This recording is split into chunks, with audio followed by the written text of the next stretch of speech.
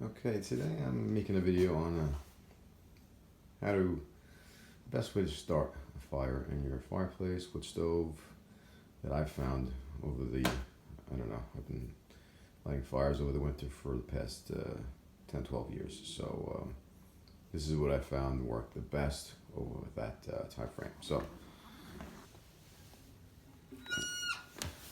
first thing that you want to do is you want to make sure you have a light bed of ash. If you don't, it's not a big deal, but it's always helpful in helping the fire sustain itself. Then what we want to do is start the fire with some sort of combustible material. Now, some people start with paper, but that I find not a good source because it burns up too fast and then you have trouble lighting the actual wood. So what we do is start with material. Egg cartons, one of the best. Lights up fast, stays lit long enough. You could also use lint from your dryer. That also lights up pretty well and it sustains for a little bit of time to get the kindling up. And cardboard and egg cartons are one of the best. The older the cardboard, the better, actually, because it's dry and it just lights up really quick. So we want to start with really thin twigs, right? That's going to start the fire off. Then you just gradually move down to larger and larger sticks. If you can find splinters of wood from chopping it, that also helps. Pieces of bark, those are also good to put in there. Then you gradually put in larger pieces until you have your main pieces of wood here to sustain the fire. And then you could just add logs as you go. So we'll start by folding like this piece of cardboard, putting it in the center. Now, you want to line everything up straight. So we'll put the big pieces of wood on the other side because the air is going to be flowing in this way. So you don't want to put them going this way because it's just going to be blocking the air and you won't be able to get anything lit on the kindling. So you put two pieces side by side with all your small pieces that you want to catch in the middle. So you just lay them there for now, and then later on you'll squash them together. All right, so we got that. Let's this. I'm gonna put all the pieces in. Maybe you can see how they light. Just put that in the middle. Put a little bit of that stuff there. Maybe we'll put the paper right in the beginning to sort of start everything off pretty quickly. So now we'll start with putting all these twigs, the thinnest twigs you can find, because these are locked pretty easily. All right, squash those inside. Put all these small pieces here. Put those right on top, and then just keep going. Try to keep them in the center, right? And then now you're gonna need to bring these together to keep everything in place. It's hard to do. When you have two hands, you could move them so they don't fall. So let me see. Get this. All right. So now everything's in there. Larger piece here, because once that stuff burns up, the larger pieces will fall in, and that'll really get those two larger pieces up and burning. And then it's always good to put another bigger limb across the top. It helps to keep those two from falling away from each other. So once you have the fire set up like that, all right, so that's basically looks like like that. You get that one large piece going across the top, holding those two large pieces of firewood together so they don't fall away from each other. Everything's squashed in the middle there. This is where you're going to start lighting it from, and then you're ready to go.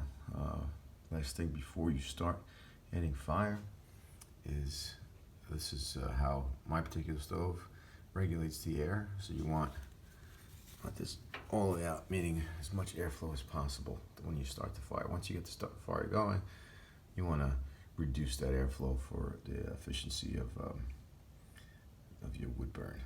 All right.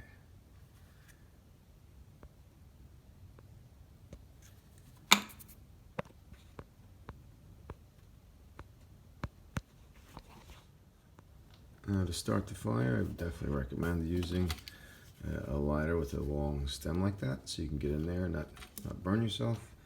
And you can, if you don't have anything, just lightly blow on it once it's lit, you know, with your mouth. But I found this thing online, and it's similar to one of those old things you used to see there, the accordion type blowers, you know, for lighting fires in a fireplace. But instead, this has a geared little blower motor in here, and the faster you spin it with the handle, the more air blows, and it really accelerates the fire quickly. I'll show you that in a minute. All right, here we go. So let's get this paper lit. Let it sit there for a second once it lights, you know, and get it to light really good, because if you let go of the lighter, a lot of times it'll burn out, and then you start putting some air, and you just blow the fire out. So you kind of want to get it up a little bit, get it going.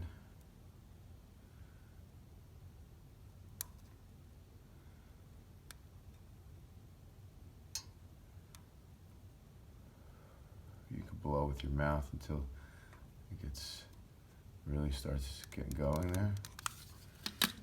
This will probably blow out. So, it's maintaining, go really slow with the air.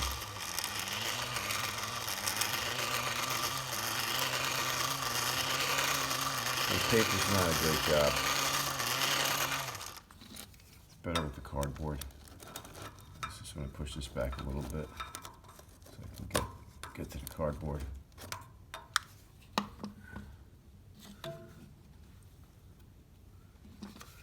I'll go straight to the egg carton here. That's gonna do it for me, I bet. Yep, the egg carton's going right up. Oh, see, too fast, blew it out.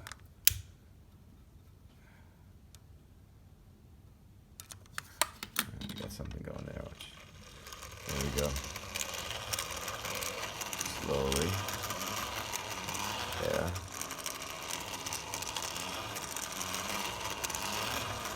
Once you feel it's going, you can increase the airflow, and you just kind of like, there we go. We got fire.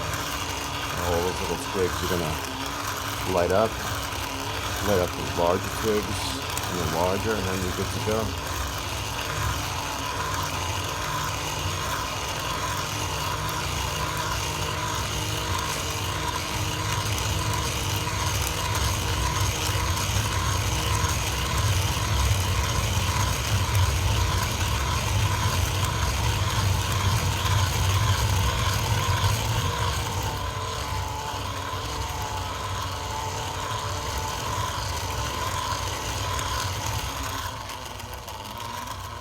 Slow it down just to see what it looks like.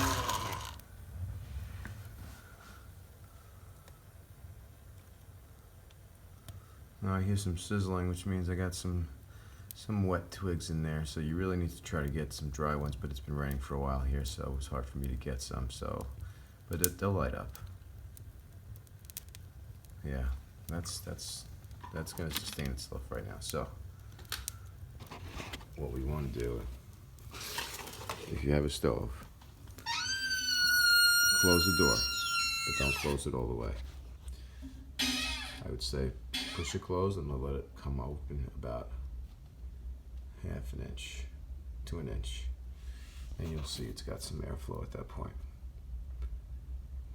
Once the flames are moving back and forth, you'll know that there's some airflow. If you shut it, it'll probably die.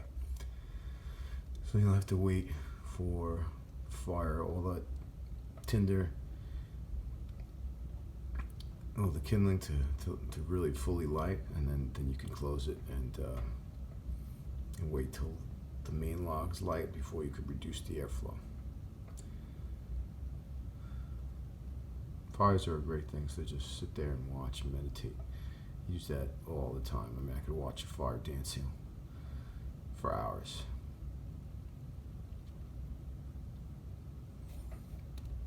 Now I'll show you what happens if I close it too early.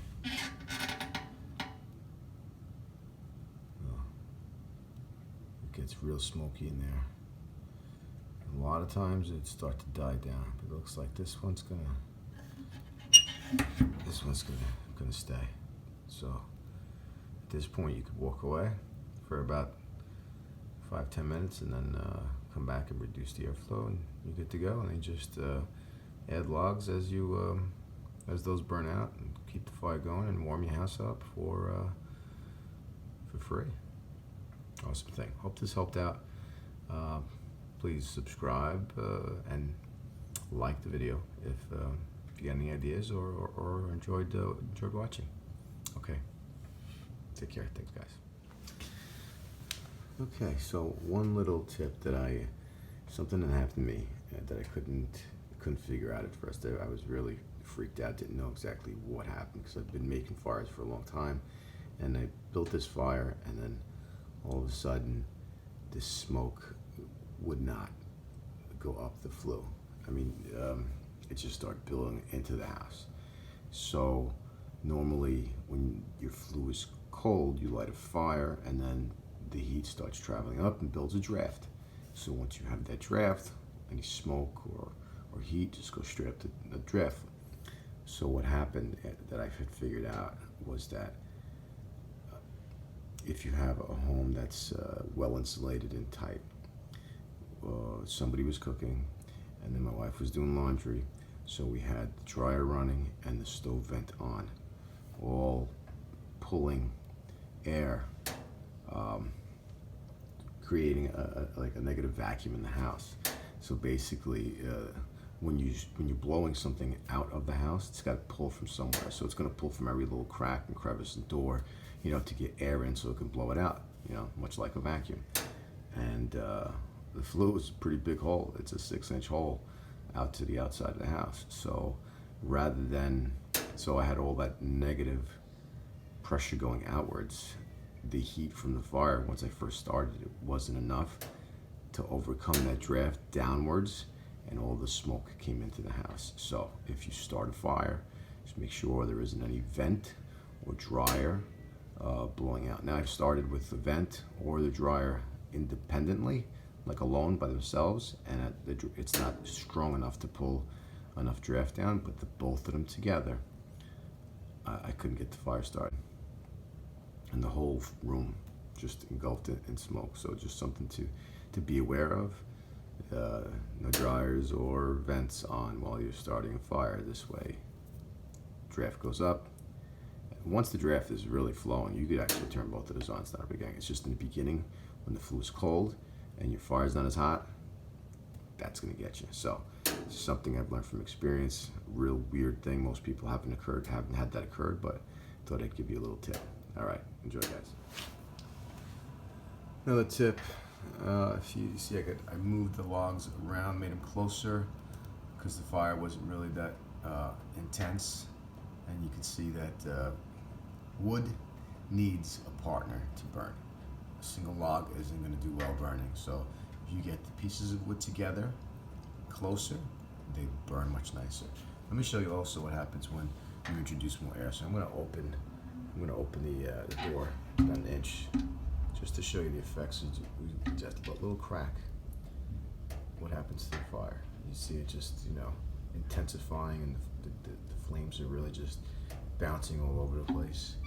Just go crazy. If I open it up all the way, it calms down a little bit. Just that crack.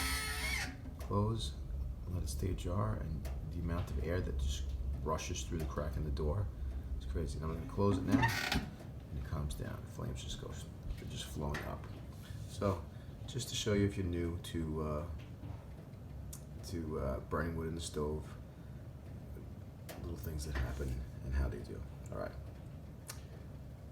Take care, guys. Remember, like and subscribe if you liked it. Thanks.